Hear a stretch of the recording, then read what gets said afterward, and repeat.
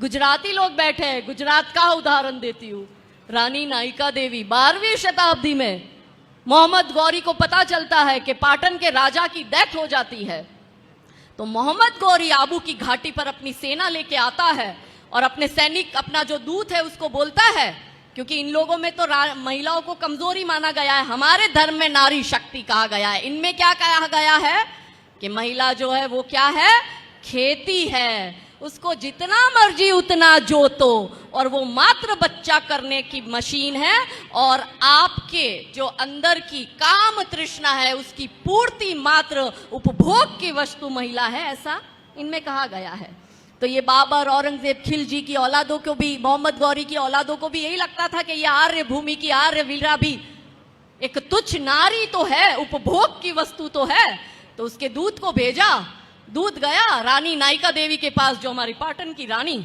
और उस समय स्टेट व्यवस्था होती थी, तो भारत के टॉप 3 स्टेट में से, ऐसे साम्राज्य में से जो सबसे समृद्ध है उसमें से एक पाटन था, हमारे गुजरात का। रानी के पास वो दूत आता है और रानी नायिका देवी को कहता है कि मोहम्मद गौरी सेना लेके घाटी पे आ गया है, मोहम्मद गौरी की 3 शर्तें हैं, यदि आप ये तीनों शर्तें मानती हो तो मोहम्मद गौरी आप पर अटैक नहीं करेगा, आपके राज्य पर अटैक नहीं करेगा। रानी ने कहा शर्त बता। उसने कहा पहली शर्त इस्लाम स्वीकार करो,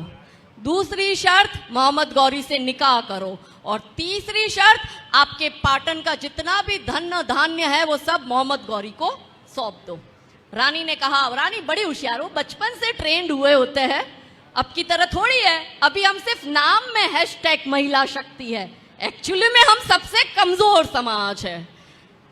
तो रानी नायिका देवी ने कहा कि मुझे तेरे राजा की तीनों शर्तें मंजूर है, जा मोहम्मद गौरी को जाके मेरा मैसेज दे दे।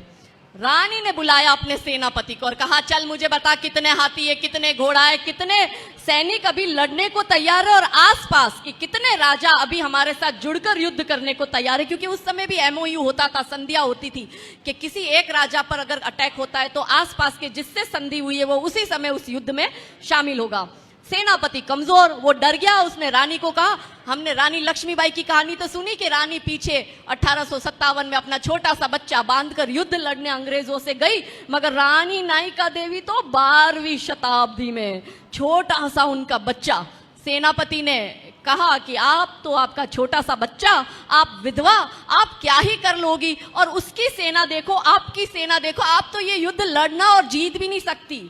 रानी क्रोधित हो गई ऐसी कमजोरी वाली बातें सुनकर। रानी ने उस सेनापति को वही निकाला, खुद ने सेना की कमान अपने हाथ में ली और रानी ने पूरी स्ट्रेटजी बनाई, और रात में आबू की घाटी पर जब मोहम्मद गौरी की सेना सो रही थी तब रानी ने उस पर आक्रमण किया और उनकी पूरी सेना को काट कर मार कर खत्म किया। और मोहम्मद गौरी